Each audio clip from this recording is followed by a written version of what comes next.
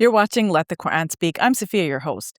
When people talk about gender roles or modesty in Islam, they often think about rules, what's allowed and what's not. But the Prophet's approach was always about balance. And that's what this scholar, al-Halim Abu Shuqqah, says in his series, Women's Emancipation During the Prophet's Lifetime. We'll be looking at some examples that he gives of that balance. With me is Dr. Shabir. Dr. Shabir, welcome to Let the Quran Speak. Pleasure to be on. And Dr. Shabir, there are so many wonderful examples that are included in Abu Shuqqah's works. I really am so overjoyed to see them because you never really see them in one collection. I think I've said that before, but seeing them all in one place really kind of like it hits home how badly Muslim women have been treated in history and to this day, we don't know these stories. We don't know our history. Yeah. You know? So Abu Shuqqah has done a great service to the religion by going into our classical sources, especially Bukhari and Muslim and the Quran itself, to bring out those neglected gems that are there, showing that healthy interaction between men and women in a Muslim society is normal. Yes. And of course, it should be a balance between total laxity and total restrictions. And he shows, for example, that on one occasion, Asma, the sister-in-law of the Prophet Muhammad, peace be upon him, was walking along the road with a heavy load on her head. So the Prophet Muhammad, peace be upon him, was riding on a camel. And he stopped to help her, and he offered her to get on the camel and ride behind him. But she, thinking about her husband's being prone to jealousy, she declined the offer. Now, of course, that's the end of the story, but it establishes the principle that it wouldn't have been wrong, like what the Prophet, peace be upon him, offered her was not wrong in principle. And the Prophet, peace be upon him, did, as it's recorded that he said that if a man and woman are alone together, then Satan is a third among them. So that's a good way of thinking about, okay, you can be in public, you're not doing anything indecent in public, but if you're going to be in privacy, then let there be a third person with you. Related to that is a prescription from him that you shouldn't visit your friend's home if your friend is not there, like a man visiting and the brother that he's going to see is not there. So what's going to happen? He's going to be seeing the wife. But going there is not disallowed. The Prophet, peace be upon him, said, let him not visit except in the company of at least one other man. Mm-hmm. This, of course, is not going to totally eradicate all evil. But it's a reasonable balance. It means that the woman is at home, her husband is not there, but she could be visited by some friends from the community, male friends, who are not necessarily her own friends, but maybe her husband's friends or family friends. And this is fine. She's not just at home. Her husband may be out on some important errand, but doesn't mean that she has to be left all alone. If there was a reason to visit her, she can be visited. The Prophet Muhammad, peace be upon him, himself maintained some distance from women in general. When men came to him to take their pledge of allegiance, he would take their hand in his hand and they would utter their pledge. But when women came to offer their pledges, the Prophet Muhammad, peace be upon him, did not touch their hands. This is how it is recorded, but he took their pledges verbally. But that does not mean that he had a strict rule about not touching the hand of of a woman, because it is mentioned that the Prophet Muhammad, peace be upon him, was so gentle that it was possible for a woman who was known in the community to not be in her full mental capacity to be able to come up and grab the hand of the Prophet, peace be upon him, and lead him along the path. And the Prophet would just simply go along. If we think of it in today's terms, like some of the brothers who are really trying to be strict about this, there was, haram, they're going to be reacting sternly to any such suggestion.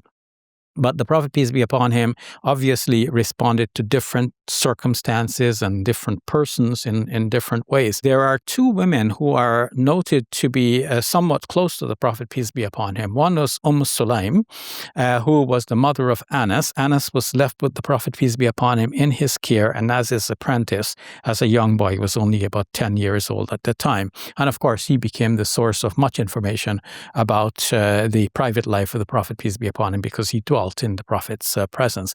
Now, his mother, Sulaim, may have been related to the Prophet, peace be upon him, in some way. And her sister, Haram, the two of them are shown in many different narratives to be close to the Prophet. So the Prophet visited them often, slept in their homes. Sometimes it's even mentioned he slept when Sulaim was not at home. He went and he actually slept on her mattress. So what's going on here? So the narratives themselves do not go into any detail about this. They just mention it in a nonchalant way. And they're considered authentic?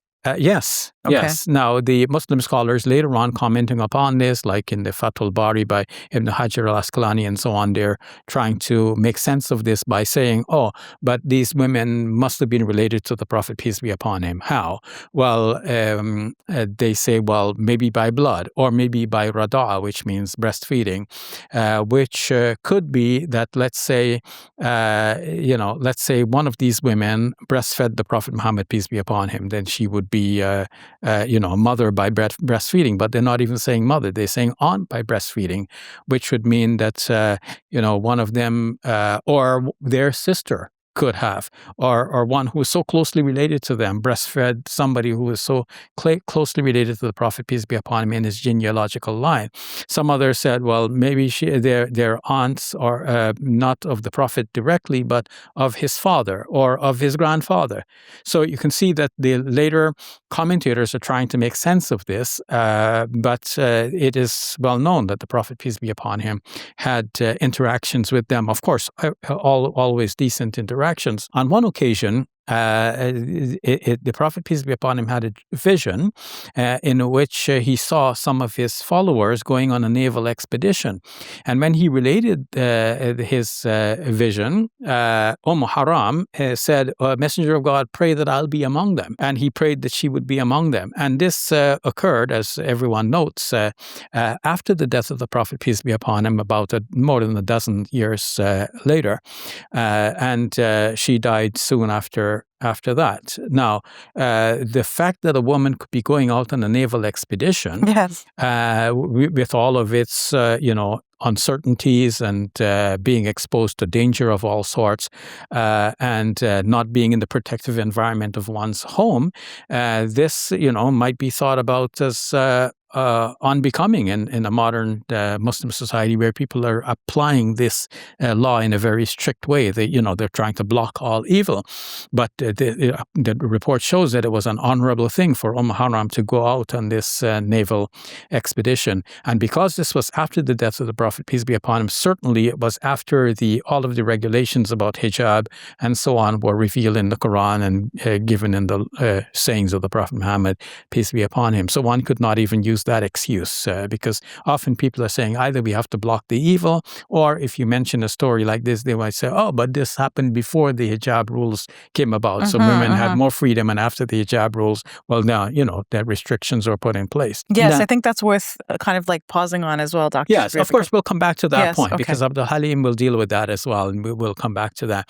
So more examples of this nature can be seen. The Prophet, peace be upon him, directed the youth to not sit at the roadside, but people said, you know what, we need to sit here because this is where we chat and we meet each other and so on. He said, okay, if you're going to sit at the roadside, then you must remove harms from the path, you must enjoin right, forbid evil, you must return the greetings, and you must lower your gaze. So that means that the youth are going to be there at the roadside, they're going to see the women passing, and the Prophet, peace be upon him, did not block their vision completely. He didn't go poke out their eyes and say, okay, you want to sit on the road, no eyes for you.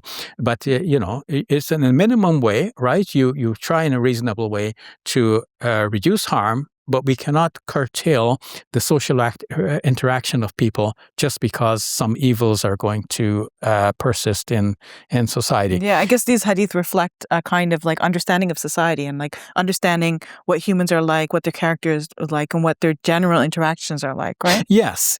And of course, as Abu Shuqqah is pointing out, there are many objectives of Islamic law, and you have to balance them all together. Like eradicating evil, this is one objective, but also having ease in society. society, and the ease in the religion as a whole. Like, you don't want to misrepresent God and make God look like, a tyrant with a whip, ready to strike you if you just go out of line a little bit.